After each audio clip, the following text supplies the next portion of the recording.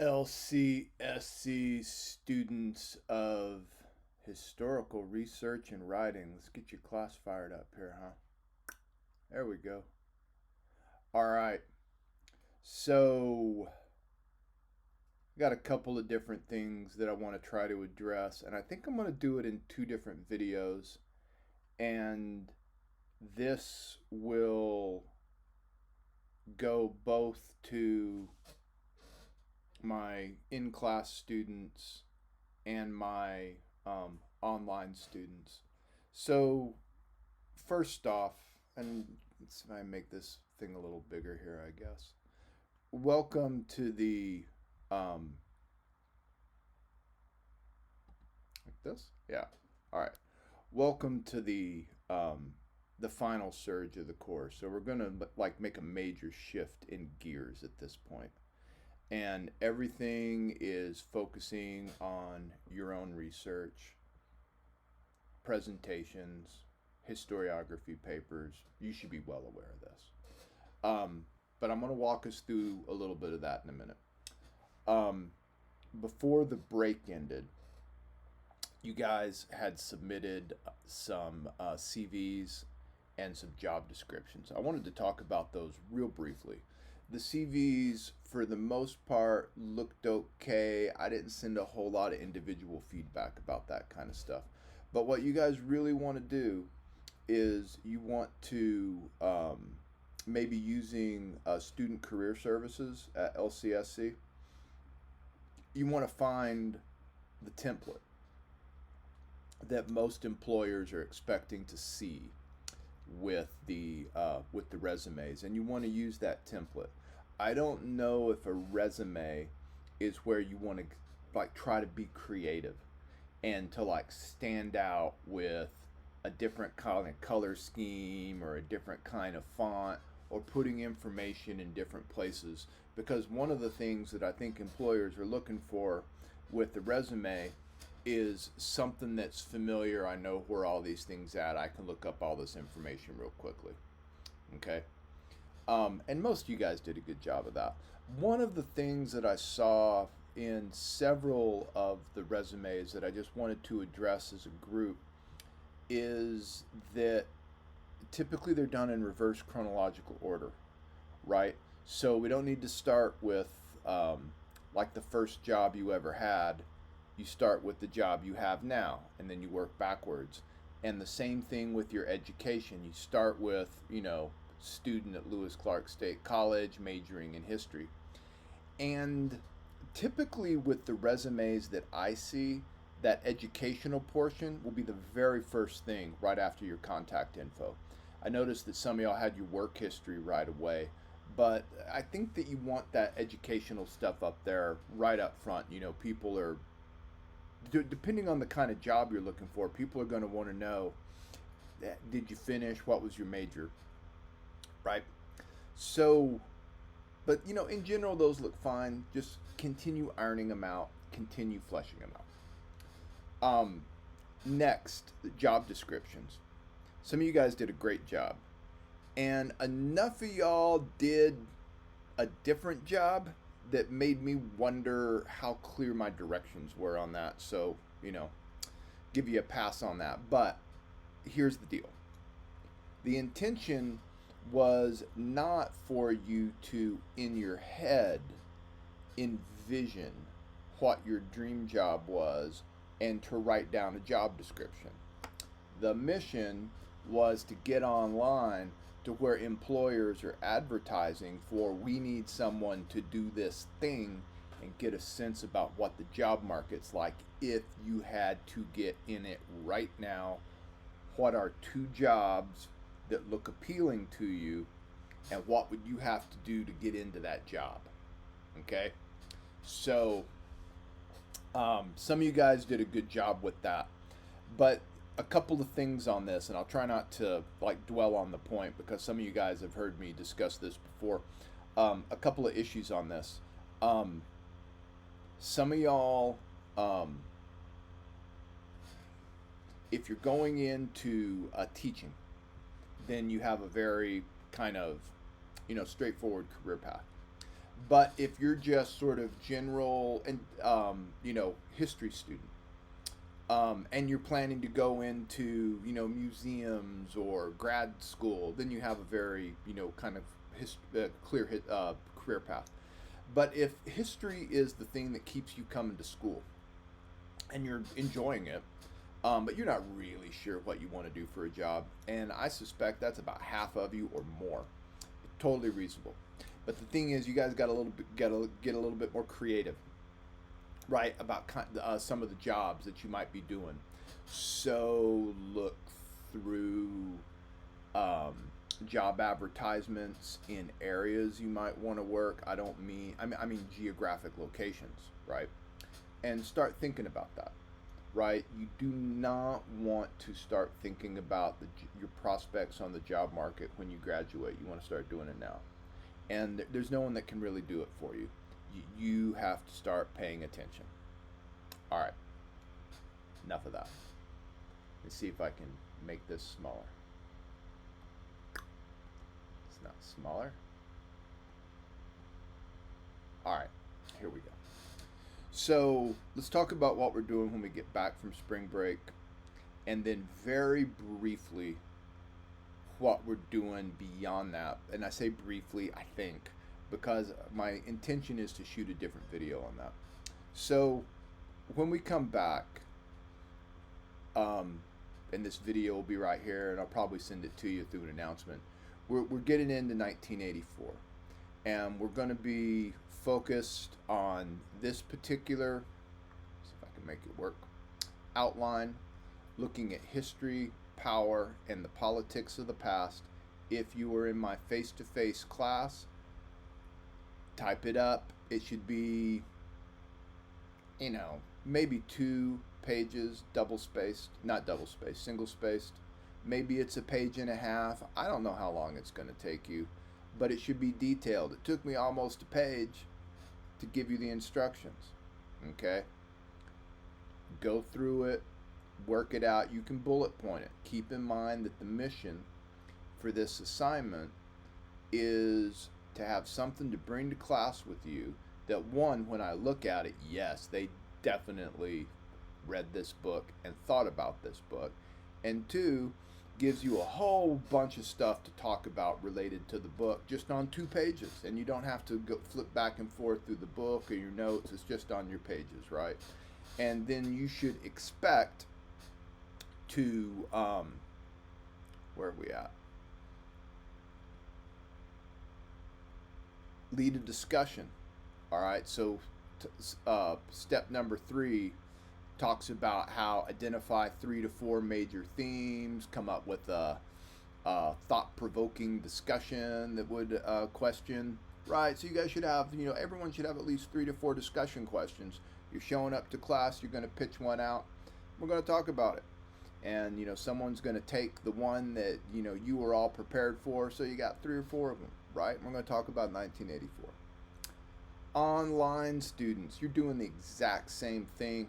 You probably have a little more riding on this outline. And what I mean by that is you have less control over how your discussion goes. There's only 3 of you.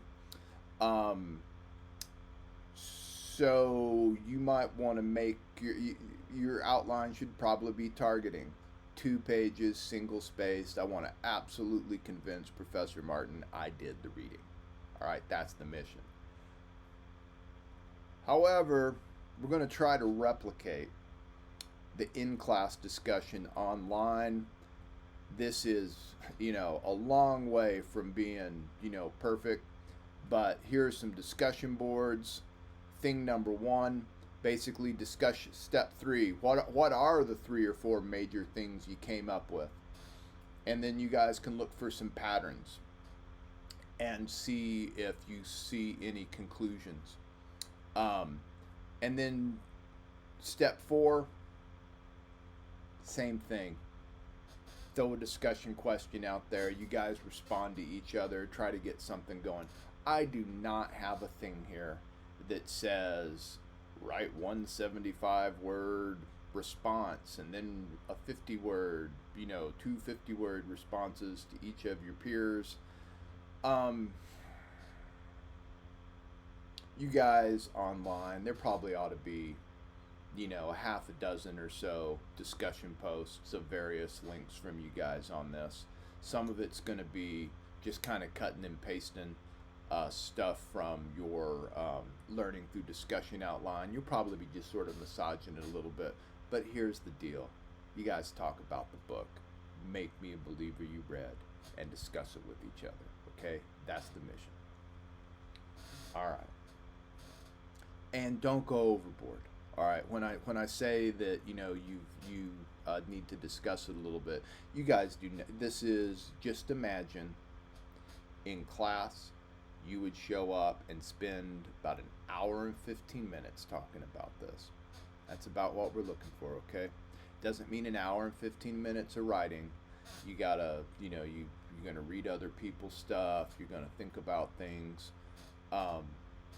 But you guys can come up with this. And if I remember correctly, I extended the discussion out a little bit for the online folks until the end of the day on Thursday. So you guys can just kind of have it going over a few days. All right. Let me know if you have any questions about that. Next,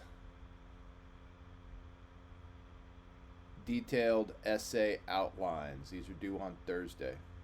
Okay? Just start putting it together. Just starting. It doesn't have to be more than a page. It can be 10 pages. But I want detail. If it's only a page, I want to see detail. I want to see, which books you're talking about in which order. Which historiographical schools you're talking about in which order. You're still looking for this particular book, but you have these sections together, right? So I'm going to cover this real briefly. We've already dealt with this a little bit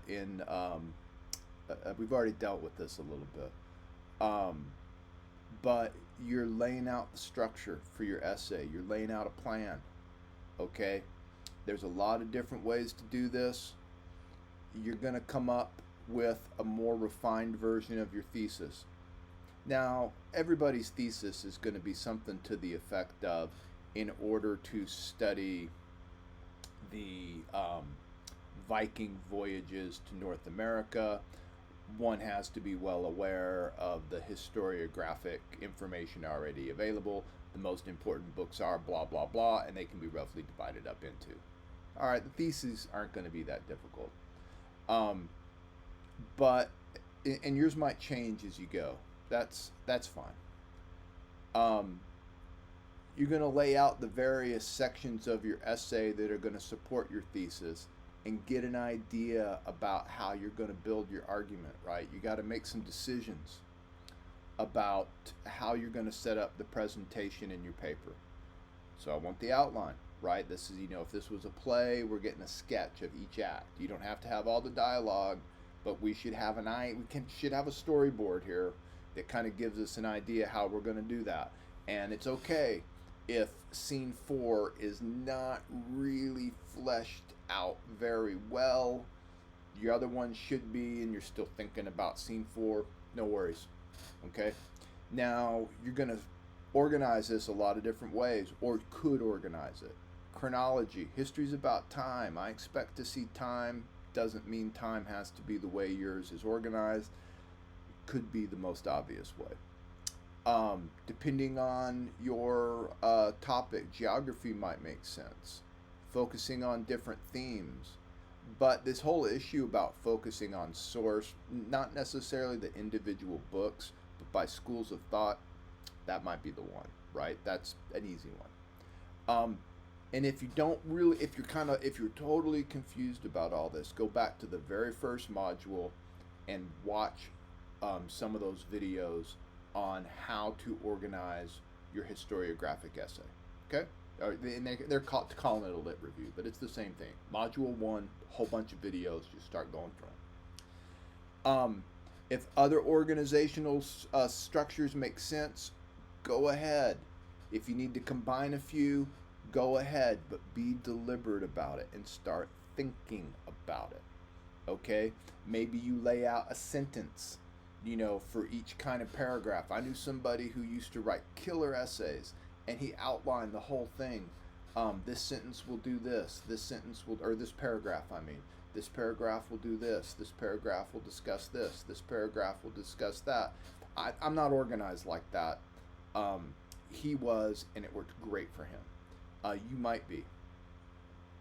And then you want to start thinking through your conclusions, right? Waiting until the end to start figuring out what it all means is a good way to run out of time, right? So sketch it out as you go. Again, don't make it harder than it needs to be. You need to sit down for an hour or two, probably have your books in stacks so you can see them, and start thinking about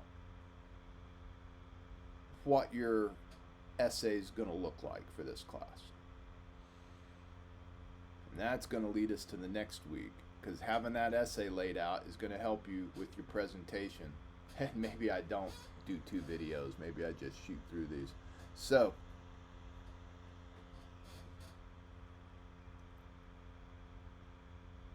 week 12, you're going to have a detailed outline of your presentation. We're moving towards our research presentations. Okay. We will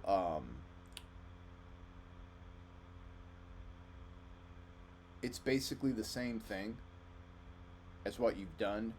You're just picking parts out of it. How are you going to set up your presentation for class? They're not 2 separate projects, right?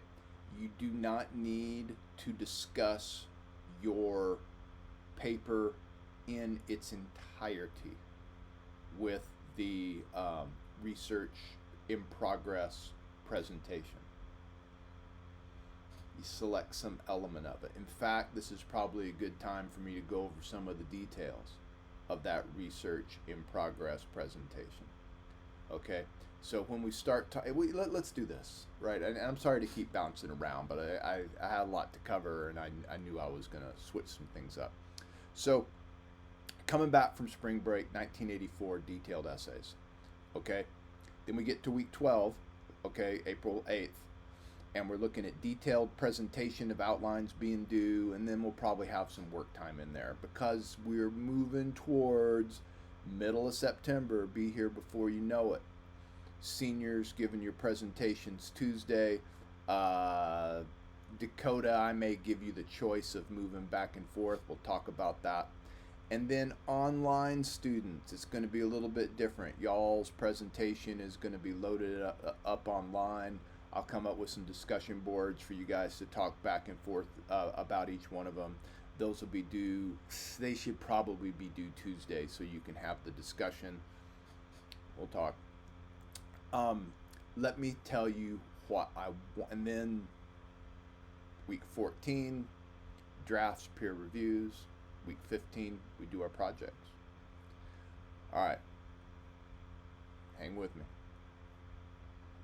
What do I want out of the research in progress presentations? Well, this is a set of guidelines. It isn't perfect. You're going to give a 10-minute presentation. It's going to be exactly 10 minutes. Okay? If you're in class, you know, like 9 to 10 minutes, right? But when you're in class at 10 minutes, you know, you're getting the hook, right? I want you to hit the 10-minute mark. Same thing for those of y'all who are uploading this. I do not want to see a 25-minute presentation. 10 minutes. Okay? 10-minute presentation in class, 10-minute Q&A. I don't know how we're going to replicate 10-minute Q&A online. We'll figure it out. The whole point of the presentations is to present what you figured out so far. Don't sweat it if you don't have grand conclusions, but you should have something by this point in the semester that you can present. This is the way my research is going. These are the things I'm dealing with, right? So talk about the way historians have approached your topic. talk about some of the scholarships, some of the primary sources. I need to understand that you've been reading, you've been thinking, and you've been working on the project during the term. Now, we've turned in 2 book analyses by now, and so for the most part, I have a sense about that, right? Those book analyses are going to be part of this, right? They're going to be part of this. You already have material. Okay. Additionally, one of the points of your presentations, one of the things that you can do with the research in progress presentation is, I totally understand the economic side of the Great Depression. I totally understand the race and ethnicity side. I am struggling with the political side. If some of y'all have ideas about how I could work in, more the political aspect of this, I'd love to hear it. So sometimes research in progress presentations can be really cool ways to get additional feedback. I'm going fast because I don't want this to be a 1-hour video.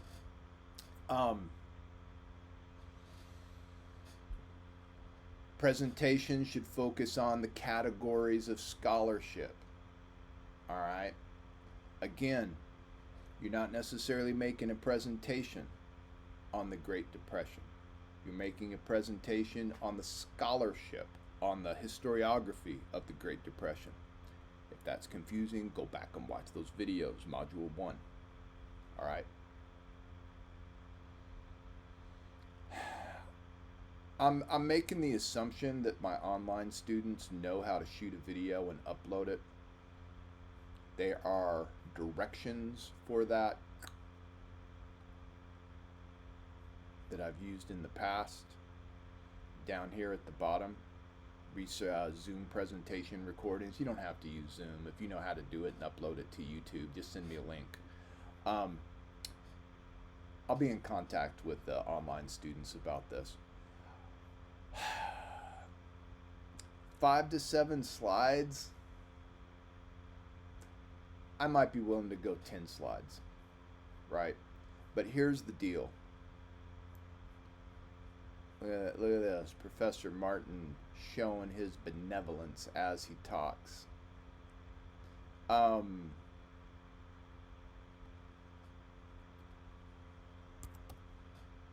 Here's the deal.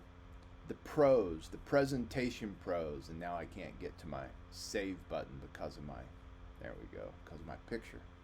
The presentation pros will tell you that 1 slide a minute is maximum. More than that's too many slides. You guys aren't pros. I don't know that you need 10 slides. 7 slides sounds about right. An intro slide with a thesis statement, a preliminary conclusions slide, and then let's call it, 4 to 8 more slides. Do not give me a bunch of text on a slide. I can read for myself. Use the slide as a way to demonstrate relationships. Use your slides as a way to show how different schools of thought are connected with each other. Use your slide to demonstrate chronology, right? That doesn't mean you can't have text on there, but I do not expect a presentation of you reading a slide to me, okay? I am making the assumption that we've all kind of given presentations by this point in our academic careers and know how to go forward with this. Let me know if you have any questions.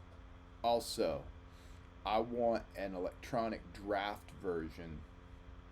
This says by the time I walk into the office door on the day of your presentation. That sounds about right. Basically, I just want to see that you've been working on things. I want to see that your essay is based on something. It doesn't have to be great. I'm probably not going to read it that carefully. I'm going to scan it. All right. And you should have a revised and cleaned up annotated bibliography to talk about. And we can talk about this. We probably ought to distribute that to the whole class. I will take care of that as long as you get it to me. I know, I'm moving fast. The whole point of this is, I'll have to cover it again, I think. The whole point of this is, This is where your research in progress presentation guidelines are. Those presentations are coming up mid-April. This is the batting order in class. Online, this is when they're due. They'll be due Tuesday. I'm going to change that. And you'll shoot them. It'll be PowerPoint presentations. I like your faces on there. You can do your little face thing just like me. Now, I got a couple other comments about the online students. I'm just going to try to do this all at once. All right. Online students. As far as your online presentations go, this is my suggestion to you. Do it or don't do it, but this is my suggestion to you. Practice your presentation 4, 5, 6 times. Practice it, practice it, practice it. And then when you're ready to shoot it, one take. It does not have to be perfect. Okay? Don't get caught up in the whole, oh, that wasn't too good, I better stop and re-record it, and transform this 10-minute presentation into a 3-day ordeal. Okay? 10-minute presentation. Practice it once in the morning, once in the afternoon for 3 days. On day 4, nail it, post it. All right.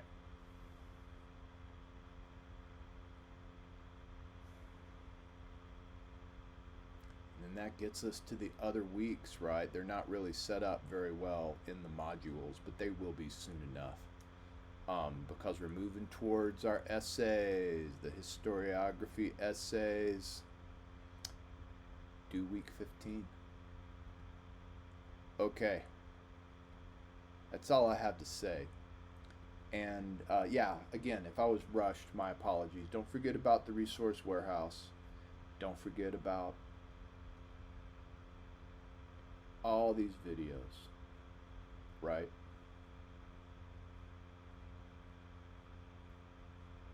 I'm not going to suggest you sit down and watch them all at one time. It's not exactly fantastic viewing. But watch one each day and start getting a little inspired and get digging into your topic here. My apologies if the video was a little rushed. It seemed like I needed to get it out there in my head. I know what I want, where this is going. I have not conveyed that to you guys, and then trying to juggle the 3 online students at the same time. I don't want folks to feel lost. So anyway, that's all I got. You let me know if you need anything from me. I know it's spring break, but here I am working. So let me know if you need anything.